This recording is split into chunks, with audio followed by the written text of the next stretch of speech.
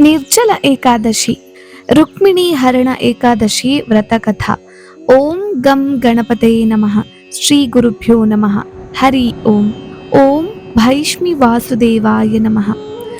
ಒಮ್ಮೆ ನೈಮಿಷಾರಣ್ಯದಲ್ಲಿ ಶೌನಕಾದಿ 80,000 ಋಷಿಮುನಿಗಳು ಅತ್ಯಂತ ಶ್ರದ್ಧಾಪೂರ್ವಕವಾಗಿ ಏಕಾದಶಿ ವ್ರತ ಶ್ರೇಷ್ಠತೆ ಮತ್ತು ವೃತ್ತಾಂತಗಳ ಬಗ್ಗೆ ತಿಳಿಯುತ್ತಾ ಸೂತ ಮಹಾಮುನಿಗಳ ಬಳಿ ಏಕಾದಶಿ ವ್ರತಗಳಲ್ಲಿಯೇ ಅತ್ಯಂತ ಶ್ರೇಷ್ಠ ಹಾಗೂ ಪರಮ ಪವಿತ್ರವಾದ ಏಕಾದಶಿ ಯಾವುದೆಂದು, ಯಾವ ಏಕಾದಶಿ ವ್ರತವನ್ನು ಆಚರಿಸುವುದರಿಂದ ಭಗವಂತನ ಸಾನ್ನಿಧ್ಯ ಪ್ರಾಪ್ತಿಯಾಗುವುದೆಂದು, ಅಂತಹ ಒಂದು ಏಕಾದಶಿಯ ಬಗ್ಗೆ ತಿಳಿಸಿ ತಮ್ಮನ್ನು ಕೃತಾರ್ಥರನ್ನಾಗಿ ಮಾಡಬೇಕೆಂದು ಪ್ರಾರ್ಥಿಸಿಕೊಳ್ಳಲು ಸೂತ ಮುನಿಗಳು ಇಂತೆಂದರು.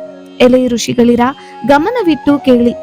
ಯಾವ ಏಕಾದಶಿ ವ್ರತವನ್ನು ಆಚರಿಸುವುದರಿಂದ ಭಗವಂತನ ಸಾನ್ನಿಧ್ಯವು ದೊರಕುವುದೋ, ಯಾವ ಏಕಾದಶಿಯು ಎಲ್ಲ ಏಕಾದಶಿ ವ್ರತಗಳಿಗಿಂತ ಅತ್ಯಂತ ಶ್ರೇಷ್ಠವೋ, ಪರಮ ಪವಿತ್ರವೋ, ದಿವ್ಯ ಮಂಗಳಕರವೋ, ಯಾವುದನ್ನು ಭಗವಾನ್ ವೇದವ್ಯಾಸ ಮಹರ್ಷಿಗಳು ಮಹಾಜ್ಞಾನಿಯಾದ ಭೀಮಸೇನರಿಗೆ ಅರುಹಿದರು, ಅಂತಹ ಏಕಾದಶಿ ಎಂದರೆ ಅದು ಜ್ಯೇಷ್ಠ ಮಾಸದ ಶುಕ್ಲ ಪಕ್ಷದ ಏಕಾದಶಿ. ಇದನ್ನು ನಿರ್ಜಲ ಅಥವಾ ರುಕ್ಮಿಣಿ ಹರಣ ಏಕಾದಶಿ ಅಂತ ಕರೀತಾರೆ.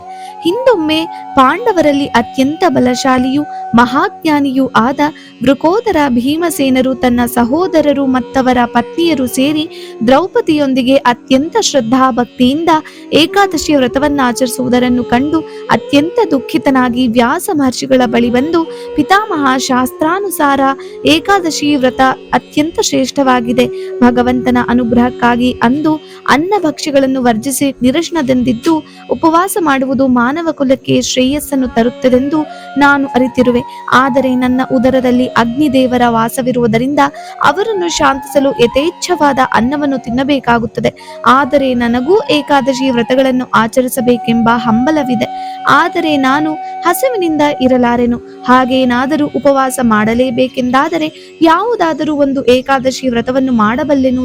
ದಯವಿಟ್ಟು ಇದಕ್ಕೆ ಒಂದು ಉಪಾಯವನ್ನು ತಿಳಿಸಿ ಎಂದು ಪ್ರಾರ್ಥಿಸಿಕೊಳ್ಳಲು ಮಹರ್ಷಿ ವೇದವ್ಯಾಸರು, ಮಗನೇ ಭೀಮಸೇನ, ಭಗವಂತನೆಡೆಗಿನ ನಿನ್ನ ಭಕ್ತಿ ಮೆಚ್ಚುವಂಥದ್ದು. ಅಲ್ಲದೆ ಮಹಾಜ್ಞಾನಿಯಿಂದಲೂ ಋಷಿಗಳಿಂದಲೂ ರಚಿತವಾದ ನಮ್ಮ ಶಾಸ್ತ್ರಗಳಲ್ಲಿ ಎಲ್ಲದಕ್ಕೂ ಪರಿಹಾರವಿದೆ. ಹಾಗಾಗಿ ಹೇ ವಾಯುಪುತ್ರ, ಶ್ರದ್ಧಾಪೂರ್ವಕವಾಗಿ ಕೇಳುವಂತವನಾಗು.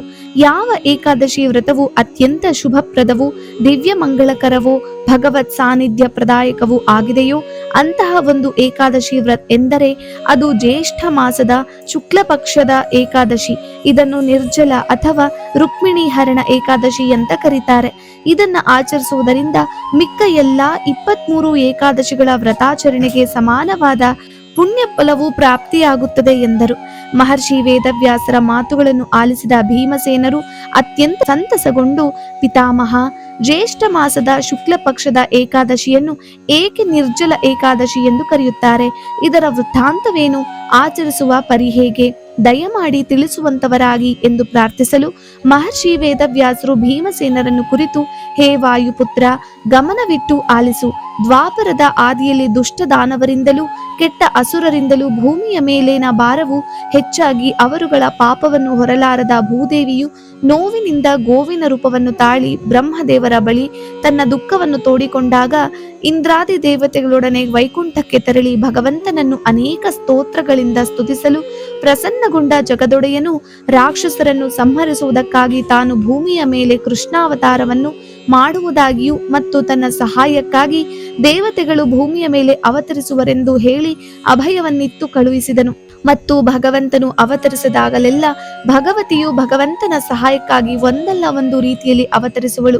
ಮತ್ಸ್ಯಾವತಾರದಲ್ಲಿ ವಿಜಯಲಕ್ಷ್ಮಿಯಾಗಿ, ಕೂರ್ಮಾವತಾರದಲ್ಲಿ ಐಶ್ವರ್ಯ ಲಕ್ಷ್ಮಿಯಾಗಿ, ಪರಶುರಾಮ ಅವತಾರದಲ್ಲಿ ಧರಣಿಯಾಗಿ, ವರಾಹಾವತಾರದಲ್ಲಿ ಭೂದೇವಿಯಾಗಿ, ನರಸಿಂಹಾವತಾರದಲ್ಲಿ ಧೈರ್ಯ ಲಕ್ಷ್ಮಿಯಾಗಿ, ವಾಮನವತಾರದಲ್ಲಿ ಪದ್ಮಳಾಗಿ, ದಾಶರಥಿ ರಾಮನವತಾರದಲ್ಲಿ ಸೀತೆಯಾಗಿ ಅವತರಿಸಿದ ಮಹಾಲಕ್ಷ್ಮಿಯು ಕೃಷ್ಣಾವತಾರದಲ್ಲಿ ವಿದರ್ಭ ದೇಶದ ರಾಜ ಭೀಷ್ಮಕ ಮತ್ತು ಶುದ್ಧಮತಿ ದಂಪತಿಗಳ ದಂಪತಿಗಳ ಪುತ್ರಿಯಾಗಿ ಕುಂಡಿನಪುರದಲ್ಲಿ ಅವತರಿಸಿದಳು. ಭಾಗವತ ದಂಪತಿಗಳಾದ ಭೀಷ್ಮಕ ಮತ್ತು ಶುದ್ಧಮತಿಯರಿಗೆ ಉಪದೇಶಿಸಲೆಂದು ಆಗಾಗ ಬರುತ್ತಿದ್ದ ನಾರದರು ಶ್ರೀಕೃಷ್ಣನ ಲೀಲೆಗಳನ್ನು ಮಹಿಮೆಗಳನ್ನು ಹಾಡಿ ಹೊಗಳುತ್ತಿದ್ದರು. ಇದನ್ನು ಕೇಳುತ್ತಿದ್ದ ರುಕ್ಮಿಣಿ ದೇವಿಯು ಕೃಷ್ಣನನ್ನು ಚಿಕ್ಕಂದಿನಿಂದಲೇ ಪ್ರೀತಿಸುತ್ತಿದ್ದಳು. ಮದುವೆಯಾದರೆ ಅದು ಶ್ರೀಕೃಷ್ಣನನ್ನು ಮಾತ್ರವೇ ಎಂದು ದೃಢ ನಿರ್ಧಾರವನ್ನು ಕೈಗೊಂಡಿದ್ದಳು. ಭೀಷ್ಮಕನ ಮಗನಾದ ರುಕ್ಮಿಯು ಜರಾಸಂಧನ ಅನುಯಾಯಿಯಾದ್ದರಿಂದ ಕೃಷ್ಣ ದ್ವೇಷಿಯಾಗಿದ್ದ. ಹೀಗಿರುವಾಗ ರುಕ್ಮಿಣಿ ದೇವಿಯು ಯೌವನಾವಸ್ಥೆಗೆ ಬಂದಾಗ ರಾಜ ಭೀಷ್ಮಕನು ಮತ್ತವರ ಪರಿವಾರದವರು ರುಕ್ಮಿಣಿ ದೇವಿಯನ್ನು ಶ್ರೀಕೃಷ್ಣನೊಂದಿಗೆ ವಿವಾಹ ಮಾಡಿಸುವ ಮನವ ಮಾಡಿದ್ದರು. ಆದರೆ ಇದಕ್ಕೆ ಒಪ್ಪದ ರುಕ್ಮಿಯು ಛೇದಿಯ ರಾಜ ಶಿಶುಪಾಲನೊಂದಿಗೆ ವಿವಾಹ ಮಾಡಿಸುವ ಸಲುವಾಗಿ ಸುಳ್ಳು ಸ್ವಯಂವರವನ್ನು ಏರ್ಪಡಿಸಿದ್ದನು. ಇದಕ್ಕೆ ಒಪ್ಪದ ರುಕ್ಮಿಣಿ ದೇವಿಯು ಸ್ವಯಂವರಕ್ಕೆ ಮಾಡಿದ್ದ ಅಲಂಕಾರಗಳನ್ನು ತಾನೇ ರಾಜಬೀದಿಗಿಳಿದು ಕಿತ್ತೆಸೆಯತೊಡಗಿದಳು. ಇದನ್ನು ಕಂಡ ಶಿಶುಪಾಲನು ಅವಳನ್ನು ಅಂತಃಪುರದಲ್ಲಿ ಬಂಧಿಸಿ ರಾಜಭಟರನ್ನು ಕಾವಲಿರಿಸಿದನು ಮತ್ತು ಛೇದಿಯ ರಾಜ ಶಿಶುಪಾಲನೊಂದಿಗೆ ವಿವಾಹ ಮಾಡಲು ಜರಾಸಂಧನ ಮಿಕ್ಕ ಅನುಯಾಯಿ ರಾಜರುಗಳಿಗೆ ವಿವಾಹದ ಆಮಂತ್ರಣವನ್ನು ಕೊಟ್ಟು ಆಹ್ವಾನಿಸಿ ವಿವಾಹದ ತಯಾರಿಯನ್ನು ನಡೆಸಿದನು. ಇದಕ್ಕೆ ಹೆದರಿದ ರುಕ್ಮಿಣಿ ದೇವಿಯು ತನ್ನ ಸಖಿ ಸುನಂದಳ ಸಹಾಯದಿಂದ ಭೀಷ್ಮಕರಿಗೆ ವಿಚಾರವನ್ನು ತಿಳಿಸಿ ತಾನು ವಿವಾಹದ ಸಲುವಾಗಿ ಬ್ರಾಹ್ಮಣರಿಗೆ ದಾನ ಕೊಡಬೇಕಾದ್ದರಿಂದ ಬ್ರಾಹ್ಮಣರನ್ನು ಕರೆತರುವಂತೆ ಹೇಳಿ ಕಳುಹಿಸಿದಳು. ಹಾಗೆ ದಾನ ಪಡೆಯಲು ಬಂದ ಬ್ರಾಹ್ಮಣರಲ್ಲಿ ಒಬ್ಬ ನಂಬಿಕಸ್ಥ ಬ್ರಾಹ್ಮಣನ ಬಳಿ ತಾನೆಂದು ನೋಡಿರದ ಶ್ರೀಕೃಷ್ಣನಿಗೆ ತನ್ನ ಪ್ರೇಮ ನಿವೇದನಾ ಪತ್ರವನ್ನು ಬರೆದು ಕಳುಹಿಸಿದಳು.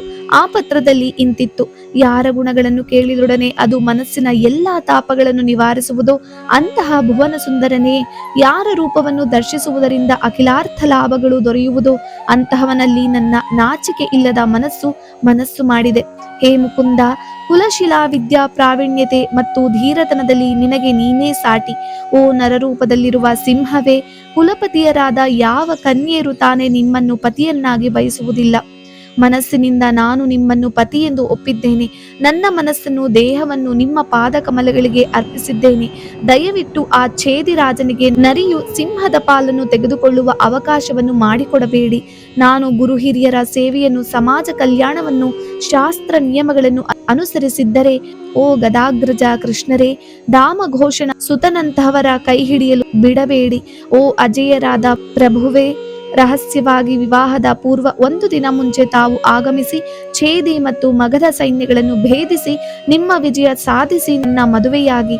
ಒಂದು ವೇಳೆ ಅಂತಃಪುರದ ಸ್ತ್ರೀಯರನ್ನು, ಬಂಧುಗಳನ್ನು ಕೊಂದು ನನ್ನನ್ನು ಹೇಗೆ ಕರೆದೊಯ್ಯುವುದೆಂದು ಯೋಚನೆ ನಿಮಗಿದ್ದರೆ ನಿಮಗೊಂದು ಮಾರ್ಗವಿದೆ.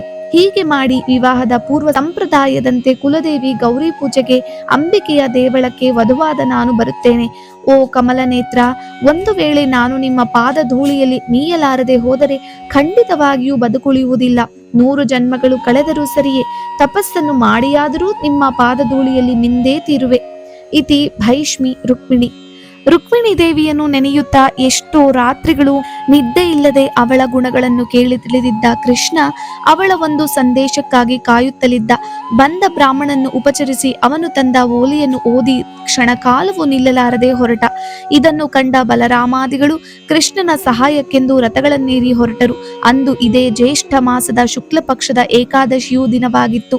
ಬಹುದಿನಗಳಿಂದ ರುಕ್ಮಿಣಿ ದೇವಿಯು ಒಂದು ಹನಿ ನೀರನ್ನೂ ಕುಡಿಯದೆ ಕೃಷ್ಣ ಧ್ಯಾನದಲ್ಲಿ ಕೃಷ್ಣನ ಬರುವಿಕೆಗಾಗಿ ಕಾಯುತ್ತಿದ್ದಳು. ಆಮಂತ್ರಣವಿಲ್ಲದೆ ಸ್ವಯಂವರಕ್ಕೆ ಕೃಷ್ಣ ಆಗಮಿಸುವನೆಂಬ ಸುದ್ದಿ ಎದುರಾಳಿಗಳ ಎದೆಯಲ್ಲಿ ಭಯ ಹುಟ್ಟಿಸಿದಾದರೂ ಎಲ್ಲರೂ ಕುಲದೇವ ಯಾತ್ರೆಯಿಂದ ಬರುವ ರುಕ್ಮಿಣಿಗಾಗಿ ಕಾಯುತ್ತಿದ್ದರು. ಆದರೆ ಕೃಷ್ಣ ಪರಮಾತ್ಮ ತನ್ನ ಪರಾಕ್ರಮದಿಂದ ರುಕ್ಮಿಣಿ ದೇವಿಯನ್ನು ಗಿರಿಜಾದೇವಿಯ ದೇವಳದಿಂದಲೇ ಅಪಹರಿಸಿ ಕರೆದೊಯ್ದರು. ವಿಷಯವನ್ನರಿತ ಛೇದಿ, ಮಗಧ ಸಾಮ್ರಾಜ್ಯಪರು ಮತ್ತವರ ಸೈನಿಕರು ಕೃಷ್ಣನನ್ನು ತಡೆಯಲು ಹೊರಟರು. ಆದರೆ ಬಲರಾಮ ದೇವರ ಪರಾಕ್ರಮವು ಅವರನ್ನು ಕೃಷ್ಣನನ್ನು ತಲುಪದಂತೆ ಮಾಡಿತ್ತು. ರುಕ್ಮಿಣಿ ದೇವಿಯ ಅಣ್ಣ ರುಕ್ಮಿ ಕೃಷ್ಣನ ಎದುರು ನಿಂತರೆ ಕೃಷ್ಣನ ಪರಾಕ್ರಮಕ್ಕೆ ಸೋತು ಸಾಯುವುದರಲ್ಲಿದ್ದ. ಆದರೆ ರುಕ್ಮಿಣಿಯ ಪ್ರಾರ್ಥನೆಯ ಸಲುವಾಗಿ ರುಕ್ಮಿಗೆ ಜೀವದಾನ ಮಾಡಿ ಕಳುಹಿಸಿದ. ತದನಂತರ ಗುರು ಹಿರಿಯರ ಸಮ್ಮುಖದಲ್ಲಿ ಲಕ್ಷ್ಮೀನಾರಾಯಣರಾದ ರುಕ್ಮಿಣಿ ಕೃಷ್ಣರ ವಿವಾಹವು ದ್ವಾದಶಿಯೆಂದು ನಡೆಯಿತು ಎಂದು ವ್ಯಾಸರು ಭೀಮಸೇನರಿಗೆ ಹೇಳಿ ಮುಂದುವರಿಯುತ್ತಾ, ಹೇ ಮಹಾಬಾಹು ವೃಕೋದರ, ಹೇಗೆ ಒಂದು ಹನಿ ನೀರನ್ನು ಕುಡಿಯದೆ ಏಕಾದಶಿಯ ದಿನ ನಿರಶನ ಉಪವಾಸದಿಂದ ಮಹಾಲಕ್ಷ್ಮಿಯಾದ ರುಕ್ಮಿಣಿ ದೇವಿಯು ಮಹಾವಿಷ್ಣುವಾದ ಕೃಷ್ಣನನ್ನು ವರಿಸಿದಳು, ಹಾಗೆ ಪ್ರತಿಯೊಬ್ಬರೂ ಭಗವಂತನ ಸಾನ್ನಿಧ್ಯವನ್ನು ಪಡೆಯಬಹುದು. ಆದ್ದರಿಂದಲೇ ಈ ಏಕಾದಶಿಗೆ ನಿರ್ಜಲ ಏಕಾದಶಿ ಅಥವಾ ರುಕ್ಮಿಣಿ ಹರಣ ಏಕಾದಶಿ ಎಂಬ ಹೆಸರಿದೆ ಎಂದು ಹೇಳಿದರು. ಈ ಕಥೆಯನ್ನು ದೂರದಿಂದಲೇ ಕೇಳಿದ ಅರ್ಜುನನು ಭೀಮಸೇನರ ಬಳಿ ಬಂದು ನಿಂತು ವೇದವ್ಯಾಸರ ಬಳಿ, ಪಿತಾಮಹ, ದಯವಿಟ್ಟು ಈ ನಿರ್ಜಲ ಅಥವಾ ರುಕ್ಮಿಣಿ ಹರಣ ಏಕಾದಶಿ ವ್ರತಾಚರಣ ವಿಧಾನವನ್ನು ತಿಳಿಸಬೇಕೆಂದು ಪ್ರಾರ್ಥಿಸುತ್ತೇನೆ ಎನ್ನಲು, ಮಹರ್ಷಿ ವ್ಯಾಸರು ಏಕಾದಶಿಯ ಹಿಂದಿನ ದಿನ ಎಂದರೆ ದಶಮಿಯಂದು ಬೆಳಗ್ಗೆ ನಿತ್ಯ ಕರ್ಮಗಳನ್ನು ಮುಗಿಸಿ ಸ್ನಾನವನ್ನು ಮಾಡಿ ಭಗವಂತನ ಮುಂದೆ ಆದ್ಯಾಸ್ಥಿತ್ವ ನಿರಾಹಾರಃ ಶ್ವೋಭೂತೆ ಪರಮೇಶ್ವರ ಭೋಕ್ಷ್ಯಾಮಿ ಪುಂಡರೀಕಾಕ್ಷ ಅಸ್ಮಿನ್ ನಿರ್ಜಲ ಏಕಾದಶಿ ವ್ರತೆ ಎಂದು ಹೇಳಿ ತಾನು ನಿರ್ಜಲ ಏಕಾದಶಿ ವ್ರತವನ್ನು ಮಾಡುವ ಸಂಕಲ್ಪವನ್ನು ಮಾಡಬೇಕು. ತದನಂತರ ಬೆಳಗ್ಗೆ ಒಂದು ಬಾರಿ ಮಾತ್ರ ಸಾತ್ವಿಕ ಭೋಜನವನ್ನು ಸ್ವೀಕರಿಸಿ ಉಪವಾಸವನ್ನು ಪ್ರಾರಂಭಿಸಬೇಕು. ನಂತರ ಏಕಾದಶಿಯಂದು ನಿತ್ಯ ಕರ್ಮಗಳನ್ನು ಮುಗಿಸಿ ಆ ದಿನ ಸಂಪೂರ್ಣ ನೀರನ್ನೂ ಕುಡಿಯದೆ ಉಪವಾಸದಿಂದ ಇದ್ದು ಓಂ ನಮೋ ಭಗವತೆ ವಾಸುದೇವಾಯ ಎಂದು ರುಕ್ಮಿಣಿ ಸಹಿತನಾದ ಕೃಷ್ಣನನ್ನು ಪೂಜಿಸಬೇಕು. ಮಾರನೆಯ ದಿನ ದ್ವಾದಶಿಯಂದು ಸ್ನಾನ ಕರ್ಮಗಳನ್ನು ಮುಗಿಸಿ ಭಗವಂತನಿಗೆ ಧೂಪದೀಪ ನೈವೇದ್ಯಗಳನ್ನು ಮಾಡಿ ಹರಿವಾಸರ ಮುಗಿದ ಬಳಿಕ ದ್ವಾದಶಿ ತಿಥಿ ಮುಗಿಯೋದರ ಒಳಗೆ ಒಂದು ಬಾರಿ ಮಾತ್ರ ಪಾರಣೆ ಮಾಡಬೇಕು. ಹೀಗೆ 3 ದಿನಗಳ ಈ ವ್ರತವನ್ನು ಆಚರಿಸುವುದರಿಂದ ಜ್ಯೇಷ್ಠ ಮಾಸದ ಶುಕ್ಲ ಪಕ್ಷದ ಏಕಾದಶಿ ವ್ರತ ಮಾಡಿದ ಪುಣ್ಯವು ಲಭಿಸುವುದಲ್ಲದೆ ಅಂತ್ಯಕಾಲದಲ್ಲಿ ಭಗವಂತನ ಸಾನ್ನಿಧ್ಯವು ಪ್ರಾಪ್ತಿಯಾಗುತ್ತದೆ. ಈ ದಿನ ಸ್ನಾನ ಮಾಡುವಾಗ, ಸಂಧ್ಯಾ ವಂದನ ಆಚಮನಗಳನ್ನು ಮಾಡುವಾಗ ತಪ್ಪಿಯೂ 6 ಉದ್ಧರಣೆ ನೀರಿಗಿಂತ ಹೆಚ್ಚು ಸೇವಿಸಬಾರದು. ಹಾಗೊಂದು ವೇಳೆ 6 ಉದ್ಧರಣೆ ನೀರಿಗಿಂತ ಹೆಚ್ಚು ಸೇವಿಸಿದರೆ ಅದು ಮದ್ಯಪಾನಕ್ಕೆ ಸಮಾನ. ಈ ದಿನದಂದು ದಾನ ಕೊಡುವುದರಿಂದ, ಬ್ರಾಹ್ಮಣರಿಗೆ, ದೇವಸ್ಥಾನಗಳಿಗೆ ಗೋವುಗಳನ್ನು ಕೊಡುವುದರಿಂದ, ಯಜ್ಞಯಾಗ ಮಾಡುವುದರಿಂದ ದೊರಕುವ ಫಲಗಳು ಅನಂತ. ಬ್ರಹ್ಮಹತ್ಯೆ, ಗುರುದ್ರೋಹ, ಚೋರತನದಿಂದ ಉಂಟಾದ ಪಾಪಗಳು ಈ ವ್ರತವನ್ನು ಆಚರಿಸುವುದರಿಂದ ನಶಿಸುವವು. ಯಾರು ಈ ಏಕಾದಶಿ ವ್ರತವನ್ನು ಈ ಏಕಾದಶಿಯ ದಿನದಂದು ಶ್ರದ್ಧಾಪೂರ್ವಕವಾಗಿ ಭಕ್ತಿಯಿಂದ ರುಕ್ಮಿಣಿ ಹರಣದ ಕಥೆಯನ್ನು ಓದುವರೋ, ಹೇಳುವರೋ, ಕೇಳುವರೋ ಅಂತಹವರಿಗೆ ಅವರ ಮನದಿಚ್ಛೆಯ ಪತಿ ಪತ್ನಿ ದೊರಕುತ್ತಾರೆ. ಈ ಜ್ಯೇಷ್ಠ ಮಾಸದ ಶುಕ್ಲ ಪಕ್ಷದ ಏಕಾದಶಿ ವ್ರತವನ್ನು ಆಚರಿಸುವುದರಿಂದ 24 ಏಕಾದಶಿ ವ್ರತವನ್ನು ಆಚರಿಸುವುದಕ್ಕೆ ಸಮಾನವಾಗಿರುತ್ತದೆ ಎಂದು ವೇದವ್ಯಾಸರು ಭೀಮಾರ್ಜುನರಿಗೆ ಹೇಳಿದರೆಂದು ಸೂತರು ಶೌನಕಾದಿ ಮುನಿಗಳಿಗೆ ಹೇಳುತ್ತಾ, ಎಲೆ ಋಷಿಗಳಿರ, ಯಾರು ಈ ನಿರ್ಜಲ ಏಕಾದಶಿಯನ್ನು ಪೂರಿ ಜಗನ್ನಾಥ ಕ್ಷೇತ್ರದಲ್ಲಿ ಆಚರಿಸಿ ರುಕ್ಮಿಣಿ ಕೃಷ್ಣರ ಅಂದರೆ ಜಗನ್ನಾಥರ ಕಲ್ಯಾಣವನ್ನು ವೀಕ್ಷಿಸಿ ದ್ವಾದಶಿಯಂದು ಜಗನ್ನಾಥರ ಪ್ರಸಾದದೊಂದಿಗೆ ಪಾರಣೆಯನ್ನು ಮಾಡುವರೋ ಅಂತಹವರಿಗೆ ದೊರಕುವ ಭಗವಂತನ ಕೃಪೆಯು ಎಣೆಯಿಲ್ಲದ್ದು, ಅನಂತವಾದದ್ದು. ಈ ಜ್ಯೇಷ್ಠ ಮಾಸದ ಶುಕ್ಲ ಪಕ್ಷದ ಏಕಾದಶಿಯು ಭೀಮಸೇನರಿಂದ ಪಾಂಡವರಿಂದ ಆಚರಿಸಲ್ಪಟ್ಟದ್ದರಿಂದ ಇದನ್ನು ಪಾಂಡವ ನಿರ್ಜಲ ಏಕಾದಶಿ ಎಂತಲೂ ಕರೆಯುತ್ತಾರೆ. ಈ ಪಾಂಡವ ನಿರ್ಜಲ ಏಕಾದಶಿ ಅಥವಾ ನಿರ್ಜಲ ಏಕಾದಶಿ ಅಥವಾ ರುಕ್ಮಿಣಿ ಹರಣ ಏಕಾದಶಿ ಕಥೆಯನ್ನು ಓದುವುದರಿಂದಲೂ ಕೇಳುವುದರಿಂದಲೂ ಹೇಳುವುದರಿಂದಲೂ ಸ್ವರ್ಗ ಪ್ರಾಪ್ತಿಯಾಗುತ್ತದೆ ಮತ್ತು ಭಗವಂತನ ಕೃಪೆಯು ದೊರಕುತ್ತದೆ ಎಂದು ಸೂತರು ಶೌನಕಾದಿ 80,000 ಋಷಿಮುನಿಗಳಿಗೆ ನಿರ್ಜಲ ಏಕಾದಶಿ ಅಥವಾ ರುಕ್ಮಿಣಿ ಹರಣ ಏಕಾದಶಿ ವ್ರತೋಪದೇಶಿಸಿದರು ಎಂಬಲ್ಲಿಗೆ ನಿರ್ಜಲ ಏಕಾದಶಿ ಅಥವಾ ರುಕ್ಮಿಣಿ ಹರಣ ಏಕಾದಶಿ ವ್ರತಕಥಾ ಸಂಪೂರ್ಣ. ಶ್ರೀ ರುಕ್ಮಿಣಿ ಕೃಷ್ಣಾರ್ಪಣಮಸ್ತು.